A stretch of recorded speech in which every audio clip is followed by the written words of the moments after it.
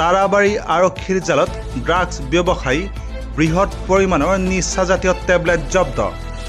বৰপেটা জিলাৰ তাৰাবাৰী আৰক্ষীৰ জালত পৰিছে নিচাজাতীয় টেবলেটসহ এটা ড্ৰাগছ ব্যৱসায়ী। ধৃত ড্ৰাগছ ব্যৱসায়ীটো সৰ্থেবাৰী থানাৰ অন্তৰ্গত গড়েমাৰী গাঁৱৰ মইনাল হক বুলি জানিব পৰা গৈছে। মঙলবাৰে সন্ধিয়া গোপন খবৰৰ ভিত্তিত তাৰাবাৰী আৰক্ষী থানাৰ ভাৰপ্ৰাপ্ত আৰক্ষী বিষয়া সঞ্জয় কুমাৰ ৰয়ৰ নেতৃত্বত বালাৰতাৰীত অভিযান চলাই বৃহৎ পৰিমাণৰ নিচাজাতীয় টেবলেটসহ আটক কৰে মইনাল হকক। মইনাল হকৰ পৰা 180টা নিচাজাতীয় টেবলেট জব্দ কৰে আৰক্ষীয়ে। ধৃত মইনাল হকৰ বিৰুদ্ধে আৰক্ষীয়ে নিজাববীয়াকৈ গোচৰ ৰুজু কৰিব বুলি জানিব পৰা গৈছে। বৰপেটা চেঙাৰ পৰা শহীদুল বৰুৱাৰ ৰিপৰ্ট, নিউজ টাইম 3।